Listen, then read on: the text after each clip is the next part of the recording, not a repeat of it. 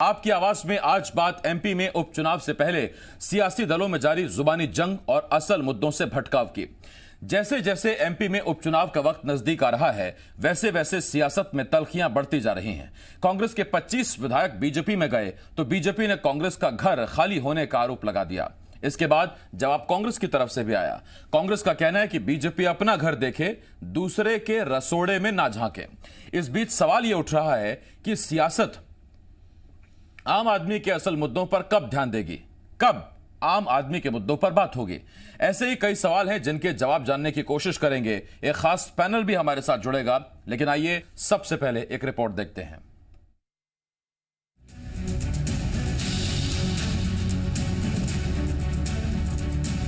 MP में उपचुनाव का वक्त जैसे जैसे नजदीक आ रहा है, सियासत में तल्खियां और तेवर बढ़ने लगे हैं। एक एक करके कांग्रेस के 25 विधायक और बड़ी तादाद में कार्यकर्ता अपने पाले में करने के बाद अब बीजेपी कांग्रेस का घर खाली होने का आरोप लगा रही है। बीजेपी का हर नेता कांग्रेस पर चुटकी ले रहा है और कांग्रेस की रणनीति पर सवाल उठा रहा है। कमलनाथ जी, कितने ही सर्वे करा लो आप, वहाँ पर आपको बूथ मिलेंगे, उसके सेक्टर मिलेंगे, विधानसभाएं मिलेंगी, आदमी कहाँ से लाओगे? प्रॉब्लम ये है आपकी। और यही समस्या, आप कितने ही फॉर्मूले बना लो, लेकिन आपके पास the man behind the machine गायब हो गया है। उसको स्वीकार करो और अपना बोरिया बिस्तर आप लपेट लो। बीजेपी के प्रदेश अध्यक्ष वी डी शर्मा भी कांग्रेस के सुनसान होने का आरोप लगा चुके हैं, जिसके बाद अब पलटवार कांग्रेस की तरफ से भी आया। कांग्रेस मीडिया सेल के उपाध्यक्ष भूपेंद्र गुप्ता ने वी डी शर्मा को निशाने पर लेते हुए कहा कि अब तक शर्मा अपनी टीम नहीं बना पाए और दूसरे की रसोई में झांक रहे हैं। ये जुबानी जंग यही नहीं थमी। इसके बाद फिर बीजेपी की तरफ से जवाब आया और इस बार देसी कहावत के साथ कांग्रेस पर बीजेपी ने वार किया। भारतीय जनता पार्टी के अध्यक्ष जी रोज बेचारे परेशान रहते हैं कि कांग्रेस के पास आदमी नहीं बचा, ये नहीं बचा, वो नहीं बचा, सूबड़ा साफ हो गया। अपनी रसोई देखते नहीं है। कार्यकाल निकल जाएगा, कार्य समिति नहीं बन पाएगी। कि मड़वा गिर गो, दूल्हा भग गो, दुल्हन भग गई, हैरान हो रहे बाराती। और कांग्रेसियों के गांव को देखो, गारी गा रहे सारे के सारे। वैसे ही हाल है कि गारी गाने लगे हैं, बन्ना बन्नी गाने में लगे हैं। दूल्हा भग चुका है, दुल्हन भग चुकी है, बाराती हैरान हो रहे हैं और ये गाना गाने में, बन्ना गाने में मस्त हैं। इनका कुछ नहीं हो सकता, सच्चाई सबको पता है। उपचुनाव से पहले दोनों सियासी दल जमकर जुबानी जंग लड़ रहे हैं, एक दूसरे के रसोड़े पर वार हो रहा है। मगर आम आदमी अब भी दोनों सियासी दलों की तरफ उम्मीद भरी नजरों से देख रहा है कि कब सियासत उसकी बात करेगी, उसके मुद्दों की बात करेगी। अब देखना यह है, आम आदमी के आम मुद्दों पर भी बात होगी या सियासत यही पूछती रहेगी कि तुम्हारे रसोड़े में कौन है। विवेक पटैया, जी मीडिया, भोपाल।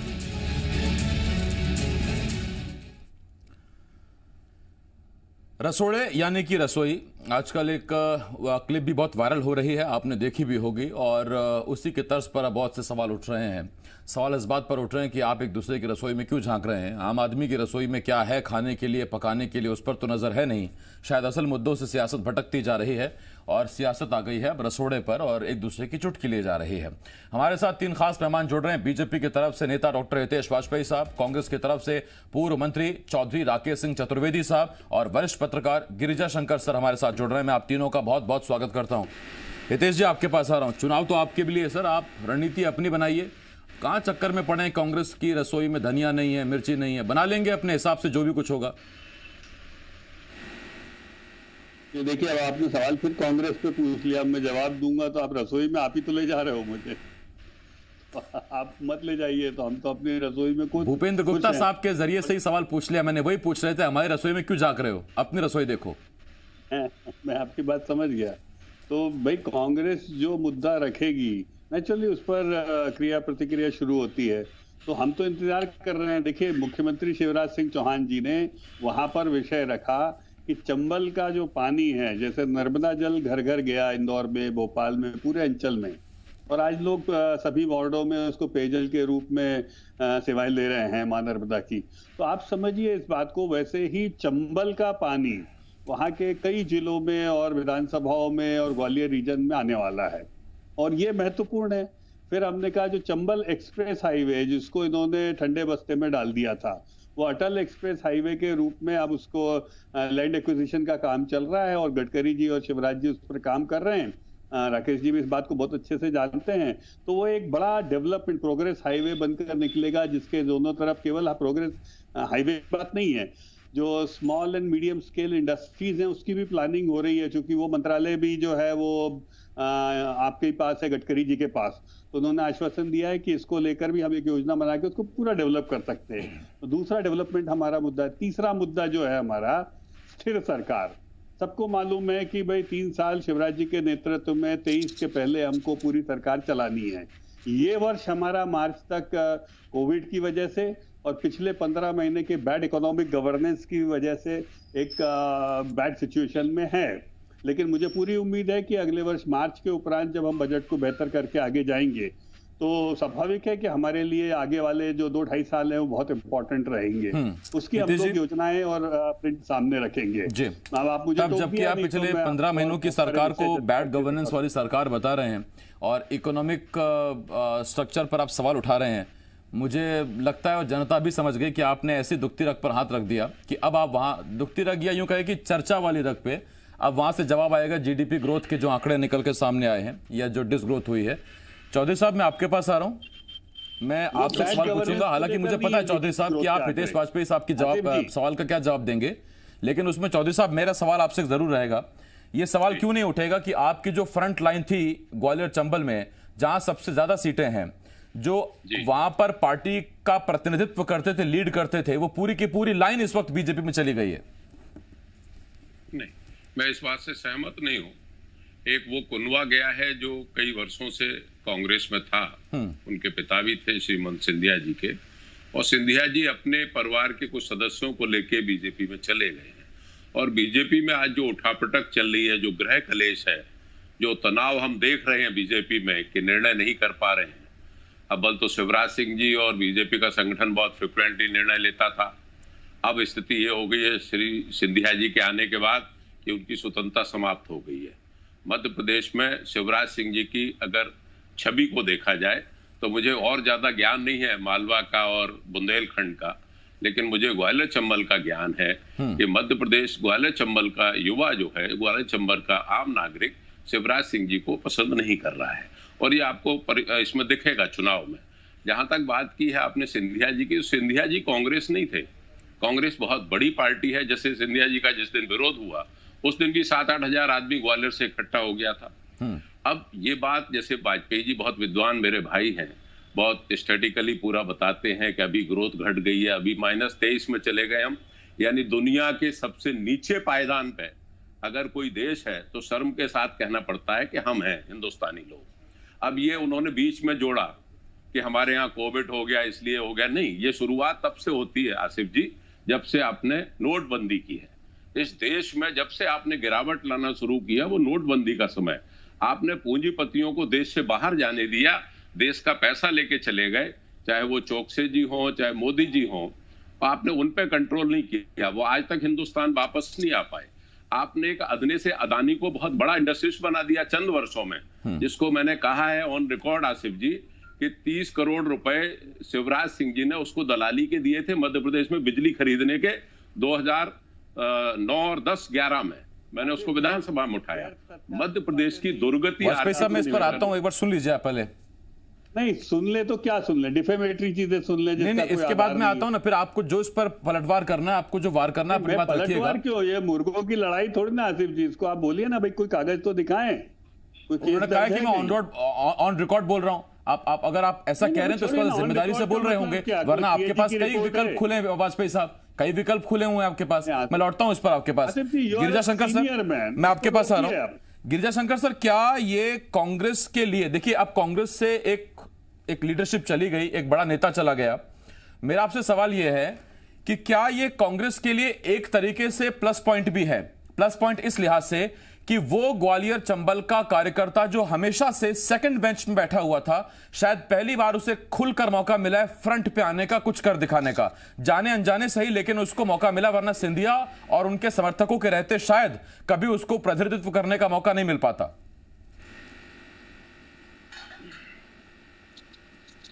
नहीं, देखिए उसके अलग अलग इंटरप्रिटेशन हो सकते हैं। एक इंटरप्रिटेशन जो आप कर रहे हैं वो भी हो सकता है, लेकिन आप ये समझिए कि 16 के विधायक एक साथ यदि किसी पार्टी को छोड़ दे, चाहे कांग्रेस हो, चाहे बीजेपी हो, चाहे कोई और हो, तो उस पार्टी के अंदर एक खालीपन तो आता ही है। हो सकता है कि सिंधिया कितने बड़े नेता थे, कितना प्रभाव था उनका, नहीं था, इस पर डिबेट हो सकता है। लेकिन यदि किसी भी पार्टी से इतनी बड़ी संख्या में चुने हुए विधायक छोड़ के जाते हैं तो पार्टी में कहीं न कहीं एक कमी होती है, और उस बात को कांग्रेस महसूस कर रही है। ऐसा भी नहीं कि कांग्रेस भले सार्वजनिक रूप से कुछ भी कहे, जो तैयारी उनकी है, उन्होंने पूरा तय किया कि भोपाल से जो उनका हेडक्वार्टर है वो ग्वालियर शिफ्ट करेंगे, ग्वालियर में वार रूम बनाएंगे, और चंबल में जिस तरह की रणनीति आक्रामक बना रहे हैं वो दिखाता है कि जो दिक्कत उनको हुई है उससे वो रूबरू हो रहे हैं और उससे पार पाने की कोशिश कर रहे हैं। जहाँ तक आपने शुरू में कहा जनता के मुद्दों को उठाने का, तो सामान्य तौर पर जब सार्वजनिक मंच पे नेता होते हैं तो अपनी पार्टी की बात कम और दूसरी पार्टी की बात अधिक करते हैं। ये हमेशा डिबेट में और हर जगह होता रहा है, लेकिन ये बात दोनों को मालूम है कि इन आरोप प्रत्यारोप से चुनाव नहीं जीत सकते। चुनाव जीतना है तो चंबल के जो मुद्दे हैं, चंबल के लोगों के जो मुद्दे हैं वो उठाना पड़ेगा, और उन्हीं मुद्दों के आधार पर दोनों पार्टियों को जाना होगा। अब चूंकि अभी चुनाव की घोषणा हुई नहीं है, लेकिन जो गाइडलाइंस, फाइनल गाइडलाइंस जो इलेक्शन कमीशन ने जारी कर दी है, उससे दोनों दलों के लोगों को अब लग रहा है कि कभी भी चुनाव घोषित हो सकते हैं। तो अब ये खंदक की लड़ाई की तरफ दोनों दल बढ़ रहे हैं। अभी उसकी जो पहली प्रारंभिक जो चरण है वो प्रत्याशियों को तय करने का है। प्रत्याशी तय करने के दिशा में दोनों पार्टियां लगी हुई हैं, और ये मान के चलिए कि ये बाई इलेक्शन जो होने वाले हैं वो कांग्रेस और बीजेपी के बीच एक बहुत बड़ी लड़ाई के रूप में हमको देखने को मिलेगा, क्योंकि दोनों ही पार्टियों के लिए सरकार बनाने बचाने के साथ साथ अपनी पार्टी को बचाए रखने की भी ये संघर्ष गाथा बनने वाली है। हितेश जी, अब मैं आपके पास आ रहा हूँ, बोले सर। देखिए, मैंने तो आपकी सारी गाइडलाइन का पालन किया आसिफ जी। मैंने कांग्रेस पर बोला ही नहीं। मैंने, आपने कहा उनकी रसोई में मत झांको, नहीं झांका, तो परिणाम क्या हुआ कि आपने देखा उन्होंने पूरे डिफेमेटरी, पूरे भाजपा भी बोलते रहे, आपने नहीं, तो मैंने ये कब कहा कि अकेली बीजेपी झांक रही है? मैंने तो ये कहा ही नहीं कि अकेली बीजेपी जो दूसरे के यहाँ झांक रही है।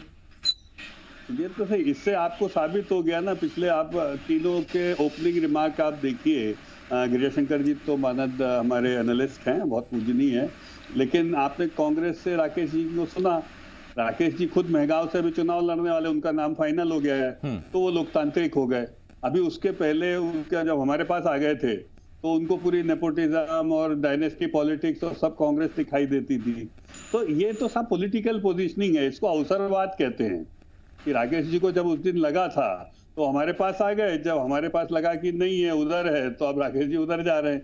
तो राकेश जी, ये सुविधा सबको दीजिए ना। फिर आप, या तो आप जो नियम नीति सिद्धांत रख रहे हैं, ऐसा थोड़ा ना है कि मतलब आप करें तो रासलीला और कोई और करे तो कुछ और। तो मुझे लगता है ये आप बहुत सीनियर आदमी हैं। चौधरी साहब, मैं लौटूंगा आपके पास। तो मुझे लगता है कि ये स्पेस देना चाहिए। किसी का मजाक उड़ा लेने से आपका कद नहीं बढ़ जाएगा। दूसरी बात जो मैंने महत्वपूर्ण कही है, गिरिजाशंकर जी ने भी जो बात कही है, कि मैंने 2-3 विषय रखे। जैसे मैंने चंबल के पानी का विषय रखा। क्या कांग्रेस नहीं चाहती कि चंबल का पानी पहुंचना चाहिए गांव-गांव तक, या शहरों में पेयजल के रूप में आना चाहिए? क्या चंबल एक्सप्रेस हाईवे नहीं बनना चाहिए वहां पर? तो भाई इन विषयों के ऊपर चर्चा होनी चाहिए। बिल्कुल, ये वो विषय हैं जो आम जनता के, आम आदमी के मुद्दे हैं, उन पर बहस होनी चाहिए, लेकिन होती नहीं। और हम कोशिश करते हैं कि पटरी पर आ जाए डिबेट। मैं लौट रहा हूँ हितेश वाजपेयी साहब का। चौधरी साहब, आपसे आता हूँ। वाजपेयी साहब, फिर वक्त कम बचेगा, मुझे सर के गिरिजाशंकर से बात करना है। नहीं कर पाते हैं, उनके पास बैंकरप्सी ऑफ विजन है, ये मैं कहना चाहता हूं। ठीक, मैं आ रहा हूं आपके पास। चौधरी साहब, आपके पास आ रहा हूं। चौधरी साहब, तब जबकि मुझे नहीं पता, वाजपेयी साहब को जानकारी शायद लग गई है कि आप मेगांव से चुनाव लड़ रहे हैं, शुभकामनाएं आपको उसके लिए। लेकिन मैं तो सवाल ये पूछ रहा हूं कि तब जबकि इसी कमलनाथ सरकार में भिंड उस नक्शे से ही हटा हुआ था जहां से एक्सप्रेसवे या प्रोग्रेस वे जिसे आप कहें वो है, और ज्योतिरादित्य सिंधिया उसकी मांग करते रहे, और उसके बाद अब नई सरकार में वो शामिल हुआ है। मेगांव में अगर आप चुनाव लड़ते हैं, उसके लिए शुभकामनाएं। जनता पूछेगी तो फिर क्या कहेंगे सर? क्यों नहीं था भिंड उस नक्शे में, और भिंड क्यों नहीं चंबल एक्सप्रेसवे का हिस्सा होना चाहिए? हाँ आशिफ भाई, आप सुन ले मेरी बात को, और वाजपेयी जी सुन ले। वो इधर उधर की बात ज्यादा कर गए, ज्ञान की बात उन्होंने कम की है। मैं बता दूं, चंबल एक्सप्रेसवे के पहले भी शिवराज सिंह और नरेंद्र सिंह तोमर इस भिंड की सरजमीन पर उतरे, गोहद में डांग सरकार पर, पहाड़ पे उतरकर हेलीकॉप्टर उतारा, उन्होंने कहा यहाँ इंडस्ट्रियल एरिया बनेगा, वो आज तक नहीं बना। इस बात को हो गए 10 साल। फूक में आए श्रीमान शिवराज सिंह जी मुख्यमंत्री की हैसियत से और अनूप मिश्रा तत्कालीन सिंचाई मंत्री। आप क्या करेंगे? अब सुन लो वाजपेयी जी, अब धैर्य रखो, मैं बता दूंगा क्या करूंगा। ना आपकी बात मैं तो टिकट लेता हूँ 4 बार, आप क्या करोगे? कोई पूछ रहा है आपको? वहां उम्र हो गई आपकी 50-55 साल। नहीं 50-55 आप भाषा बदलो मत, आप इसको भाषा को। नहीं आप अपनी बात रखिए ना चौधरी साहब। वाजपेयी साहब डिस्टर्बेंस कर रहे हैं ना, डिस्टर्बेंस कर रहे हैं भाई। नहीं वाजपेयी साहब 50-55 के नहीं हुए, जवान कुछ बताऊंगा तो सही कि आप तथ्यात्मक बात सुनने का मादा, तथ्यात्मक। वाजपेयी साहब 1 मिनट, वाजपेयी साहब चौधरी साहब आप बताइए सर, मैंने सवाल पूछा था भिंड एक्सप्रेसवे का।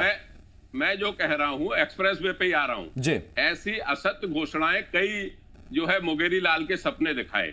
मैं एक्सप्रेसवे की बात कर रहा हूँ। ये मुंगेरी लाल कहाँ से आ गया बताइए भिंड में? अब भाई आपको डिस्टर्ब करना है, आपको मालूम है कि आप बोल तो पाओगे नहीं वाजपेयी जी।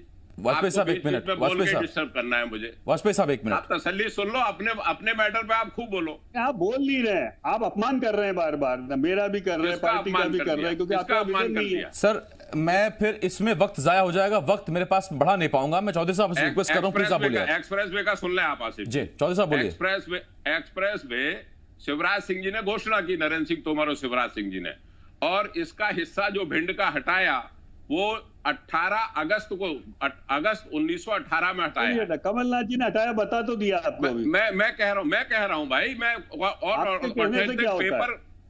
अरे भाई वाजपेयी जी असत मत बोलो, वरना नाजी छोड़ देना। मैंने जो कह रहा हूँ वो सत्य कह रहा हूँ। पेपर सर मैं तो चौधरी साहब आपसे ये कह रहा हूँ कि अगर बीजेपी सरकार ने हटाया भी था तो 15 महीने की आपकी सरकार थी, आप ऐड कर लेते।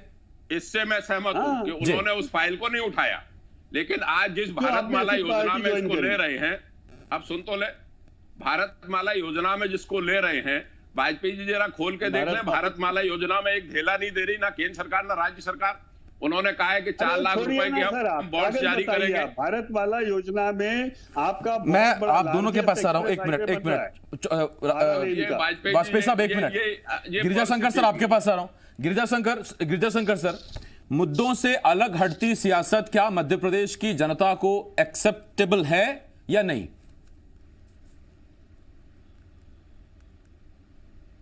नहीं, जनता को कभी एक्सेप्टेबल हो ही नहीं सकती, ना मध्य प्रदेश की जनता को, ना देश की जनता को। और ये जो पॉलिटिकल पार्टीज हैं, इनको ये मालूम है कि चुनाव में चाहे वो दूसरे मुद्दों में जाने की भली कोशिश करें, लेकिन जाना तो उन मुद्दों पर पड़ेगा जो जनता के मुद्दे हैं। मैं समझता हूं कि कोरोना पीरियड के बाद ये 27 बाई इलेक्शन जो हो सकते हैं, अभी तो कोई तय नहीं है कि होंगे नहीं होंगे, कब होंगे, लेकिन जब भी होंगे तो उसका एक बड़ा फैक्टर जो होगा वो विकास से ज़्यादा पोस्ट कोरोना जो पॉलिटिकल इम्पैक्ट है, जिस पर कभी अभी तक कोई स्टडी नहीं हुई है कि वो क्या असर दिखाएगी, लोगों को क्या रिएक्शन है पोस्ट कोरोना, वो रिएक्शन हमको इस चुनाव में देखने को मिलेगा। और आप देखेंगे कि धीरे धीरे ये चुनाव मुद्दों पर पॉलिटिकल पार्टीज को आना पड़ेगा, जनता अपने आप ले आएगी। मेरे पास वक्त खत्म हो गया। गिरिजा शंकर सर बहुत धन्यवाद आपका। चौधरी साहब, वाजपेयी साहब, हमारे साथ जुड़ने के लिए बहुत धन्यवाद। लेकिन आप देखिए, सबसे जो खास बात है वो ये कि मुद्दों पर अगर सियासत आ भी जाएगी तो सियासत किस बात पर होगी? सड़क पर, बिजली पर, पानी पर। 70 साल बाद भी आज़ादी के अगर यही मुद्दे हैं हमारे लिए, यही हमारे प्राथमिक मुद्दे हैं, हमारे लिए वाईफाई या कोई बहुत बड़ी यूनिवर्सिटी वो मुद्दा नहीं है, सड़क, बिजली, पानी अगर मुद्दे हैं, तो हम किस तरफ बढ़ रहे हैं, किस दिशा में, किस रफ्तार से बढ़ रहे हैं, सोचेगा जरूर। छोटा